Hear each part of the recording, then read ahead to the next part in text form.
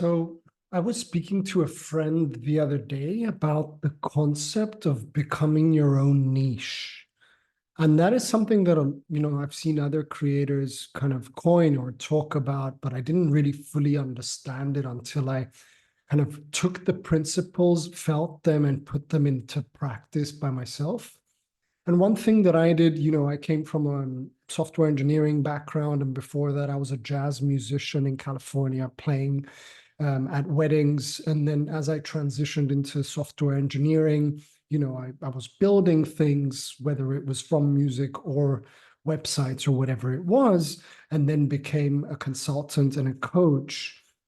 I couldn't find a sense of identity for a very long time because I felt that I was at an intersection of my interests. So I was good with logic and building things, but I was also a creative at heart when I was composing music, when I was designing, when I was building websites. And then as I transitioned into the writing realm, I kind of identify as more of a creative being. So being at this intersection, especially in the business world, your day to day involves around like, wearing different hats at certain elements of time. Like you're doing a little bit of sales, then you're creating, then you're in the DMs, then you're marketing. So with me, it was like I had that entrepreneurial kick. Then after that, I would love writing. And that's something that's always stayed with me through the agency when we did SEO and email marketing and all sorts. But I also really enjoyed, let's say, philosophy or systems, not so much the sales side of thing. But then I kind of said, you know what? As I evolved as a human being, I felt like some sort of full stack value creator, somebody that could be at the intersection of various interests, where my hobbies lie in music and creating and art, but like my business realm is still creative in the sense of writing. So what did I do? I didn't coin myself into a niche as everybody was suggesting when I was being coached. Like, I help this person do this thing through that. So I help, web designers get more leads through business coaching or whatever.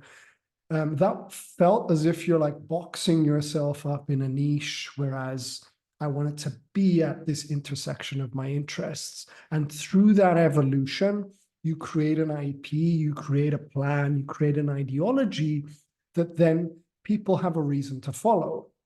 So I sort of went against it a little bit and did niche down and then niched back up and was getting clients and had some success.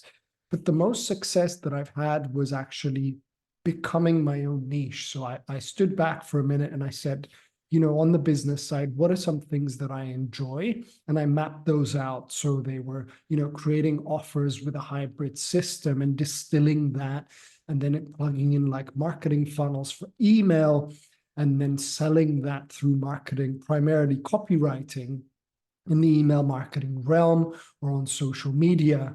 So I started seeing that intersection, but then also realized I was good at sales. I was running the agency. I was doing all of that at the beginning, and then sort of fell out of love for the sales game and the calls and that adrenaline, and wanted to create more time for myself to write and get inbound leads. But I also enjoy a lot of systems as a software engineer, like the funnel building, the low ticket offers, the upsells, the tagging, using various tools. Um, and then didn't want to coin myself as either or talk about everything. So I just found something I call a lens, where for me, that lens was the word monetize. So anything I talked about had nothing to do with impressions or likes or account growth. It had to do with making money online. So whether it was copywriting, it wasn't to grow an audience, it was to attract and convert leads. When I was talking about email marketing and funnels and whatever, it was again to monetize through an email list. Then when I was speaking about offers, it was how can I find some sort of like a leverage staircase to tier my market so I can, gauge and find their buying intentions and serve them with offers through Google Docs, which were actually written instead of jumping on sales calls. But again, to monetize. I started experiencing something amazing because I was more driven to talk about the intersection of my interests, becoming a niche of one, and talking a lot about my ideology, my philosophy, and the model around becoming this one niche. Because above and beyond the business and the tactical stuff, inside what I see is the philosophy you have as a human being. So from my jazz days, I did a lot of jazz improvisation. I was a hippie at heart, and I think I still am. So I carried certain ideologies and beliefs that stuck with me that I've interwoven as bigger topics within the niche that I'm creating. So naturally, I'm now attracting people who don't fear improvisation, who aren't scared to explore and put things together. And I'm also attracting people who want to write instead of do sales calls and weave in that one person business model that we gamify, that we write about, that we sell our IP. And it's been really interesting because then when somebody's a solution aware buyer, they end up buying into you as a person before buying into what you do. So what do I mean by that? There's many business coaches out there. So whenever I would have interactions, they would be like, how are you different to so-and-so? And that was at the beginning where I couldn't find my voice and I had to explain and back up why I was different. Now I'm getting people saying, you know, I've binged your YouTube, I've binged your emails, I followed you on LinkedIn or whatnot. And what I'm seeing is I want to work with you because you don't do sales calls, because you're a hippie at heart, because you believe in X, Y, and Z. So you've almost like created an IP, a set of ideas, a set of philosophies that you've gone like full force into at the intersection of those interests. And you're selling yourself, you're selling that IP. So even at higher ticket, people don't really buy that, you know, you're going to get them clients or whatever. They're buying into that idea and the promise that you make. So it makes the actual niching down a little bit irrelevant. So what started happening to me was I started writing a lot more of what I enjoyed and what I wanted to do at that intersection of my interests. And all of a sudden, I was attracting people that wanted copywriting, that wanted offers, that wanted systems, that wanted everything and anything I did or a little piece of what I did.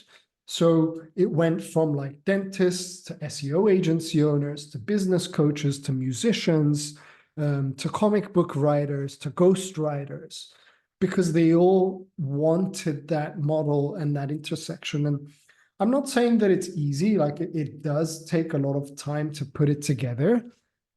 But exploring your curiosity and getting out there and talking about that through the lens was what sort of cracked the puzzle for me, because being boxed up and when I was coached, it felt a little bit like, you know, you got to do things this way because you are a business coach or because you're a sales coach. And I didn't want to do that. What I did want to do was just explore and write about exactly what I felt like. And as I've seen the evolution, I was talking to a student the other day about this, and I was saying, you know, when I built my program, it was very sales heavy, a lot of outbound, a lot of DMs, a lot of sales calls, objection handling. Now, as I evolved as a person and went inbound and explored my writing, naturally I let go of that part of the course and started implementing a lot more email marketing, a lot more, you know, sales copy, a lot more inbound driven attraction methods through copywriting, and coined a concept I call power writing, you know, writing to shift beliefs. And all of a sudden, through time, I would repel people that didn't want the sales, that wanted the sales calls, and attract people who didn't want them. But then when somebody came into my universe, they would be like, oh, there's so much more to the program than actually just, you know, the sales or the copy or whatever. And that's okay. Like I still left it there for people who wanted it, but I then evolved and I was talking about the evolution of that part. So that's what I mean by full stack value creation, because what feeds me may not feed someone else, but a portion of what feeds me might feed someone, right? So, and I'm able to meet people with this IP by being a niche, where they're at. So somebody that's, let's say, making 50 to 100K a month has a different set of problems and would explore the systems side of what I do. Somebody that's just getting started or has gotten some success, but not continuity, might explore the writing side or the email side, or, all of that intersection. So then you end up not being bored, and you end up kind of just putting in those reps in. But most of all, you wake up hungry, you wake up curious, you wake up wanting to explore that philosophy. And it blows my mind that you're able to nowadays kind of piece all of that together, where people buy into your belief system. So, and that's something that I am cautious of all the time. Obviously, you don't want to like spray and pray, because then you scatter your messaging a lot, and you still want to put it in a little dome.